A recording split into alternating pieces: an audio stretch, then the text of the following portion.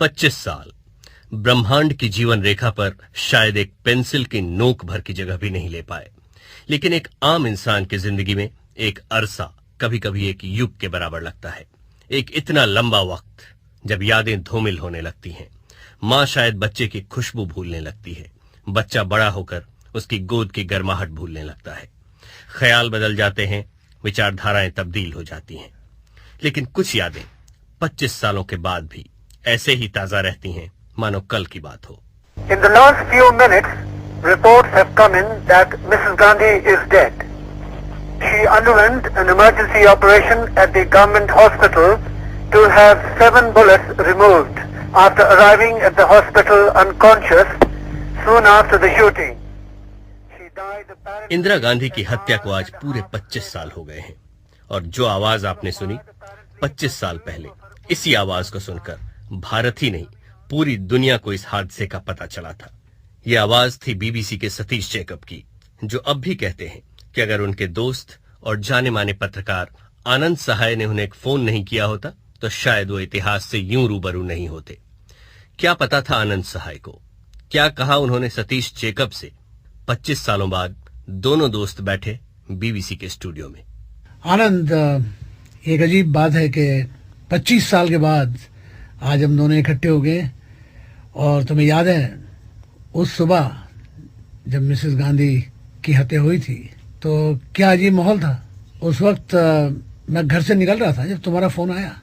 मैंने 2 मिनट के लिए सोचा भी कि यार दफ्तर को देर हो रही है, पता नहीं किसका टेलीफोन है, पता नहीं क्या सोच के मैं रुक के वापस घर आया। और उस दिन मेरे घर में कोई नहीं था, मैं अकेला था, मुझे ताला लगा के जाना। मोबाइल के जमाना तो था नहीं, तो फोन आपको घर ही जाना तो मैं पता नहीं क्यों गया, मैंने टेलीफोन उठाया, तुम्हारी आवाज थी।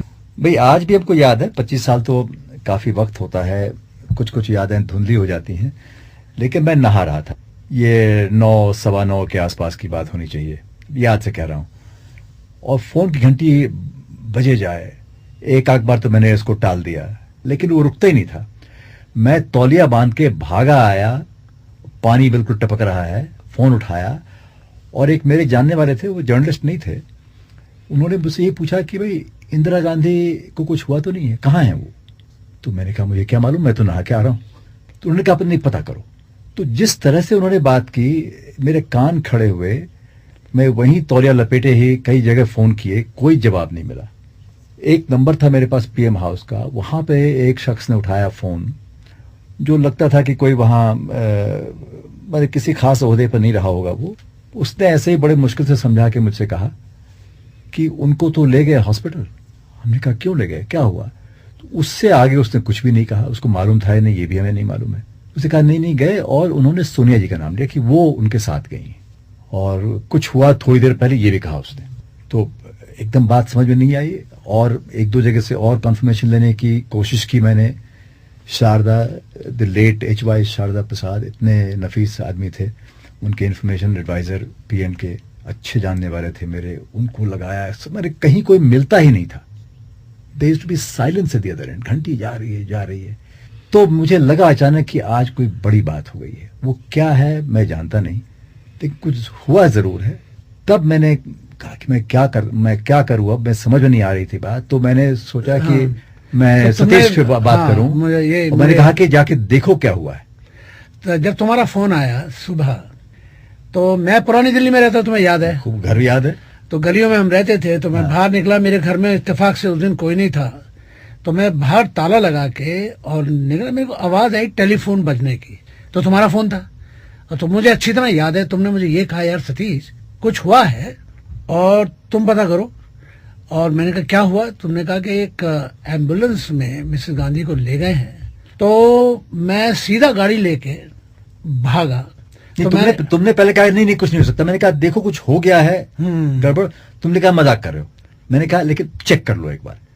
तो फिर मैंने सोचा कि बजाय दफ्तर जाने के सीधे क्यों ना पहले मैं मिसेस गांधी के घर के सामने से देखूं कि वहां कुछ निशान नजर आए, कुछ क्लू मिले। हाँ। तो मैं उनके घर के सामने सन्नाटा था, सड़क पे कोई नहीं है। बल्कि मैं रुक के सिक्योरिटी वालों से पूछा, मैंने कहा भाई यहाँ कुछ हुआ तो नहीं है। तो सिक्योरिटी वालों ने कहा क्या हो सकता है, कुछ नहीं हुआ। कुछ समझ में नहीं आ रहा था। मैंने एकदम मेरे दिमाग में ही आया कि all India institute of medical sciences वो इसी डायरेक्शन में है। अगर मैंने कहा कि यहाँ से एम्बुलेंस गई है तो शायद वहीं गई होगी। हाँ। तो मैं all India institute of medical sciences पहुंचा, गाड़ी पार्क की, और उनका जो इमरजेंसी का कैजुअलिटी वो 4th फ्लोर पे, 3rd 4th फ्लोर पे। तो मैं लिफ्ट लेके वहां गया। जब मैं ऊपर पहुंचा तो मैंने देखा एक डॉक्टर, वो व्हाइट गाउन पहने हुए हैं, उनके मुंह पे सफेद वो है, और वो उतार के नीचे उतर रहे थे और अपने ग्लव्स निकाल के, और ऐसा लगा कि वो अपने ख्यालों में खोए हुए। उन्होंने इधर उधर मुझे देखा भी नहीं। तो मैं उनके धीरे धीरे साथ चलने लगा और मैंने कहा इनसे क्या पूछूं। तो मैंने सिर्फ उनसे ये कहा, साहब वो ठीक ठाक तो हैं? तो उन्होंने मुझे गुस्से में देखा, कहना आप मजाक कर? मैंने नहीं मजाक ना। अरे बाबा ठीक ठाक, I think she is finished. तो जब उसने कहा शी इज फिनिश्ड तो मेरा माथा ठनका, मेरा कुछ गड़बड़ हुई है। She is finished. तो मैंने कैसे? कहता अरे ऊपर से लेके नीचे तक गोलियां गोलियां, पता नहीं कितनी गोलियां, छन्नी हो गया। मैंने कहा ये तो गजब हो गया। अब मैं ऊपर भागा आईसीयू में। आईसीयू में भी मेरी किस्मत अच्छी थी, वहां आर.के. धवन साहब पीछे हाथ बांधे हुए और ऊपर नीचे नीचे बाहर आईसीयू में इधर उधर चल रहे हैं, बड़े चेहरे पे उनके बड़ा फिक्रमंद। तो मैंने कहा यार अगर मैं आर.के. धवन से डायरेक्ट पूछता हूँ तो झूठ बोल देगा मुझसे। तो मैंने उनसे कुछ नहीं कहा। तो मैंने सिर्फ उनको इतना कहा कि मैंने धवन साहब तो बहुत बुरा हुआ। कहते हैं यार सतीश कैसी, तो अनर्थ हो गया, मेरी तो समझ में नहीं आ रहा कि कैसे हो गया है, भयानक सपना है क्या है। तो मैंने कहा यार ये भी बात सही है कि ये भी कंफर्म कर रहे हैं। मैंने कहा लेकिन हुआ क्या? कहते यार हुआ क्या, वो निकली अपने घर से, घर और उनका दफ्तर एक ही था। तो कहने लगा, उसने मुझे बताया कि वो घर से निकली बाहर, मैं उनके पीछे पीछे था और वो जा रही थी 1 अकबर रोड पे। 1 अकबर रोड और 1 सफदरजंग एक साथ थे दोनों। तो उन्होंने कहा वो अकबर रोड अपने दफ्तर में जा रही थी और वहां पे that famous actor Peter Ustinov, that's right. तो उस आर.के. धवन ने मुझे फिडलर ऑन द रूफ उनका नाम है।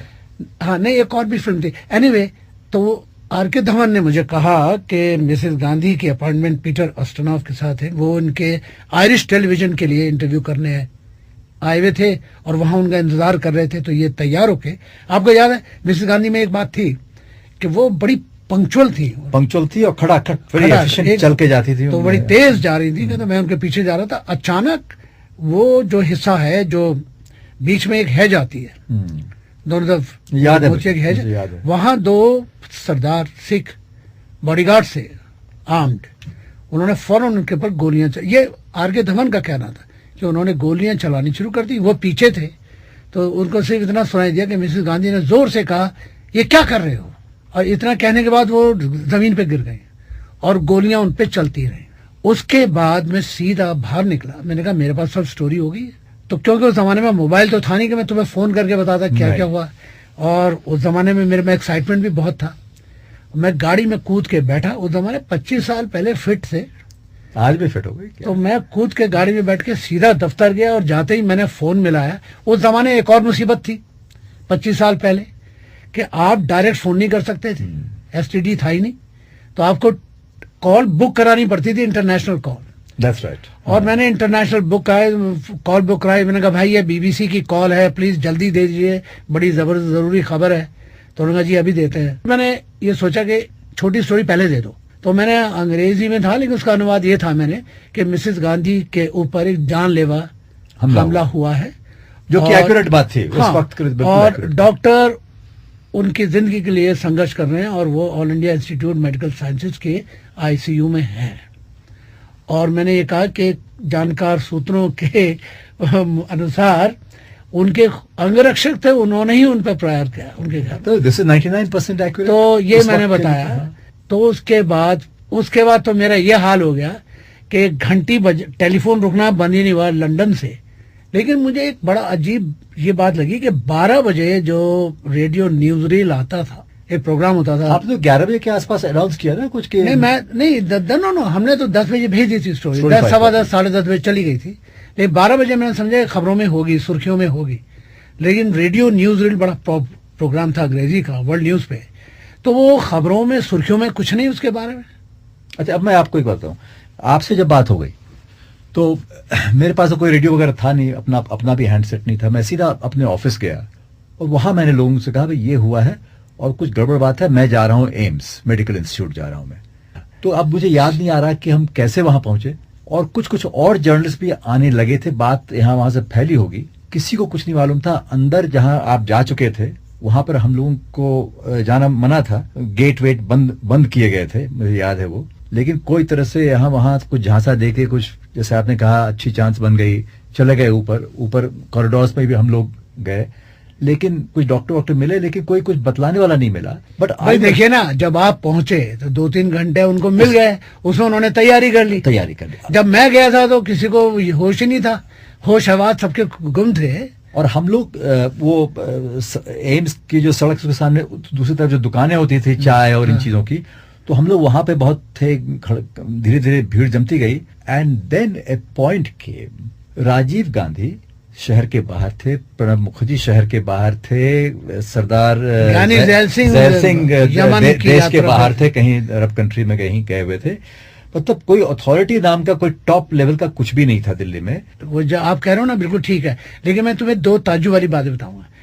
जब 12 बजे की न्यूज मैंने सुनी तो उसमें बीबीसी में कोई जिक्र नहीं था मिस गांधी की इसका। तो मैंने न्यूज रूम में फोन किया, मैंने भाई क्या बात है, आपने मेरी स्टोरी सवाल नहीं की? तो उन्होंने कहा भाई ऐसा है, अभी तक हमें उसकी कंफर्मेशन नहीं आई है। तो मैंने कहा क्या मतलब कंफर्मेशन? आपका मतलब है कि ये स्टोरी आपको यकीन नहीं आ रहा है? कहना नहीं, ऐसी बात नहीं है, लेकिन हम लोगों का ये एक असूल है बीबीसी में कि हम बगैर कंफर्मेशन के स्टोरी को ब्रॉडकास्ट नहीं करते, और खास तौर से इस न्यूज में ये मिसेस गांधी इतनी बड़ी लीडर हैं, और कुछ थोड़ा बहुत भी अगर गड़बड़ हो गई तो हमारी नाक कट जाएगी। तो मैंने कहा भाई आप कैसी बात कर रहे हैं, बिल्कुल कंफर्म्ड है। तो उन्होंने कहा ठीक है, अगर आपको थोड़ा भी कोई संकेत मिलता है कोई कंफर्मेशन का। तो थोड़ी देर के बाद पीटीआई पे एक लाइन आई थी कि मिसेस गांधी बुरी तरह हताहत हो गई हैं। तो मैंने फौरन फोन किया, तो वहां उन्होंने मुझे बताया ठीक है हमें भी मिल गई है, अब हम 1 बजे चला रहे हैं। तो 1 बजे उन्होंने ब्रॉडकास्ट कर दिया। हाँ, मैं आपसे अब ये भी कहूंगा कि दिन के वक्त जो है, जहां हम लोग थे, दुकानदार वगैरह सब कुछ बात की, इतनी देर हो गई, इतनी देर से बाहर नहीं आई,